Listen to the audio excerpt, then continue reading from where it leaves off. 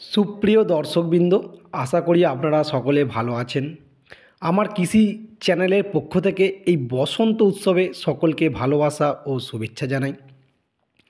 আজকের ভিডিওতে দেখাবো এখন যে সমস্ত কৃষক বন্ধু মাঠে চীনাবাদামের চাষ করেছেন তারা কিভাবে চীনাবাদামের জমির ঘাস অর্থাৎ আগাছা খুব সহজে এবং অল্প সময়ের মধ্যে মুক্ত রাখবেন।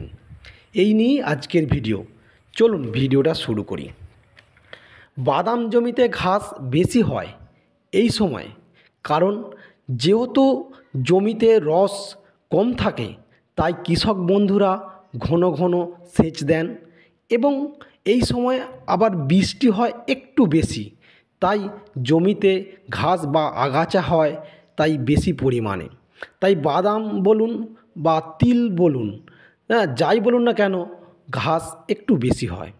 আর ঘাস হওয়া মানে কৃষক বন্ধুদের একটা বড় চিন্তা হয় কিভাবে এই জমিকে আগাছা মুক্ত করবেন।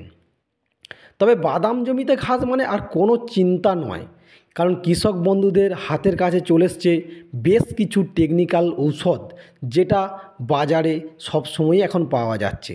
যেমন সোডিয়াম অ্যাসিফ্লুরোপেন 16.5%, সঙ্গে ক্লোরডিনোফপ প্রোপারজেল 8% ইসি ফর্মে এখন বাজারে পাওয়া যায়।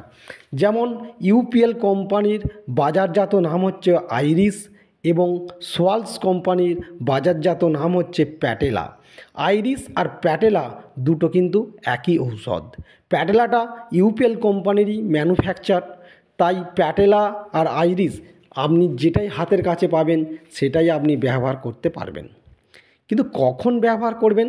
যেহেতু এটা হার্বিসাইড ঔষধ, অবশ্যই আপনি সকাল দিকে ব্যবহার করবেন এবং যখন ব্যবহার করবেন তখন পরিষ্কার পরিচ্ছন্ন জলে ব্যবহার করবেন। কতটা পরিমাণ ঔষধ স্প্রে করবেন? বিঘা পিছু মোটামুটি 120 থেকে 140 ml আপনি ব্যবহার করবেন। অর্থাৎ 1 ড্রাম জল, 16 লিটার জলে আপনারা 35 ml ঔষধ ব্যবহার করবেন যখন গাছের বয়স হবে 14 থেকে 15 দিন এবং ঘাসটা হবে 2 থেকে 3 পাতা। তখন আপনারা এটা ব্যবহার করবেন, দেখবেন এটা 1 থেকে 1.5 দিনের মধ্যেই সমস্তটাই কিন্তু মারা যাবে এবং আপনার জমি পরিষ্কার পরিচ্ছন্ন হয়ে যাবে। কিন্তু যাদের একটু গাছ বড় হয়ে গেছে এবং ঘাসটাও অনেকটা বড় হয়ে গেছে, তারাও চিন্তা করবেন না। তাদেরকেও বলি, আপনারা ওই আইরিস বা প্যাটেলা 1 ড্রাম জলে অর্থাৎ 16 লিটার জলে 30 ml নেবেন। তার সাথে প্যারাকোয়াট মানে হচ্ছে যেটা জলা ওষুধ বলা হয়, এবং সেটা 8 থেকে 10 ml নিয়ে 1 ড্রাম জলে দিয়ে আপনারা স্প্রে করুন। দেখবেন আপনাদেরও 1 থেকে 1.5 দিনের মধ্যে সমস্ত ঘাস মারা গেছে এবং জমি পরিষ্কার পরিচ্ছন্ন হয়ে যাবে। তাই আজকে এক কৃষক বন্ধুর সাথে পরিচয় হয়েছে। সেই কৃষক বন্ধু কিভাবে দীর্ঘদিন তার বাদাম জমি ঘাস পরিষ্কার পরিচ্ছন্ন রাখছে সেটা আপনাদের কাছে তুলে ধরবো। চলুন কৃষক বন্ধু কি বলছে শোনা যাক। আচ্ছা, আপনার জমিতে তো প্রচুর ঘাস হয়েছে। হ্যাঁ, প্রচুর ঘাস। আমি তো সেপুনে, ডেব নোটে, তারপরেতে আকাশ নোটে যেটাকে বলে সেইটা, ছুঁচে ঘাস, আমার সব সামা পর্যন্ত আমার 4-5 রকম ঘাস একভাবে আমার মরে গেছে।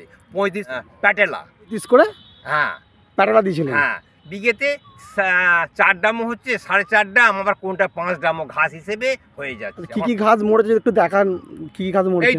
এইটা তো আমার দেবনোটা ঘাস, এতখানিটা প্রায় অন্তত 5 ইঞ্চি। আচ্ছা, ওটা মারা গেছে। হ্যাঁ। আর কি ঘাস আচ্ছা, মরেছে? এই ধান জালিটা এখন কাঁচা আছে, এটা কিন্তু আস্তে আস্তে মরবে। আচ্ছা, এই তো এখানে দেবনোটা ঘাস, কোনো ছোট ঘাস, এটা একদম মরে। কালকে আমি সকালবেলা দিয়েছি আমি। এই তো আজকে মানে একদিনের মধ্যেই হয়েছে। হ্যাঁ, আমার মনে হয় তো 12 দূরে 24 ঘন্টা, এই 30 ঘন্টা 32 ঘন্টার মধ্যে সব মরে ফিনিশ। এটা আস্তে আস্তে বাস শেষ হয়ে যাবে। জমি পুরো পরিষ্কার প্রায় হয়ে গেছে। হ্যাঁ, পরিষ্কার। আচ্ছা, এরপর কি আমি ঠেলা দিয়ে আপনি এবার? ওগুলো তো চাষি হিসেবে কেউ দেবে কেউ দেবে না, মানে জমিকে পরিচর্যা রাখার জন্যে ঠেলা দেবে। এবার দুটো একটা ঘাস থাকতেই পারে, সেটাকে খুরপো তাহলে দিয়ে এতে তুলতে হয়। সেপুনে ঘাসও মরছে, হ্যাঁ, সাদা ঘাসও সব মরছে, ঘাস, সব সরু ঘাস। ঘাস যেটা হ্যাঁ, মরছে, ডেবনোটে মরছে। প্যাটেলাটা যেদিন থেকে এসেছে সেদিন থেকে আমি দিচ্ছি। আমি 30, 35, 40 আমি কোনো বছর এটা দিইনি আমি। আচ্ছা, আমার তো মানে খুব ভালো কাজ মানে হচ্ছে। ওর সাথে কোনো ওষুধ না, মিশানো নেই তো? না, হয়তো অনেকে দিচ্ছে 10 ml, 15 ml, 20 ml জলা দিচ্ছে। আচ্ছা, ওতেই আপনার কাজ হয়ে যাবে বলে আপনি ওতে দেন না, কিনবেন। প্রয়োজন হলে পরে আমি আবার যখন ওই ঠেলা দেওয়ার পর যখন আমি আবার মাটি দেবো, তখন আমি কিন্তু ওই প্রয়োজন মনে করলে যদি আকাশে জল হয় ছুঁচে যদি আবার ঘাস বেরোয়, আবার যদি ঘাস বেরোয় তখন কিন্তু আবার আমি ওই প্যাটেলা দেবো আবার। তাহলে প্যাটেলা খুব ভালো কাজ হ্যাঁ, করে। খুব ভালো কাজ। প্যাটেলা যদি না আসতো এই বাদাম চাষ আর হতো নি। আমি আগেতে বাদাম চাষ করেছি, আমি প্রতি বছর আমি 1 লিটার করে প্যাটেলা কিনি আমি। আমার কাজ তো খুব ভালো কাজ, হ্যাঁ।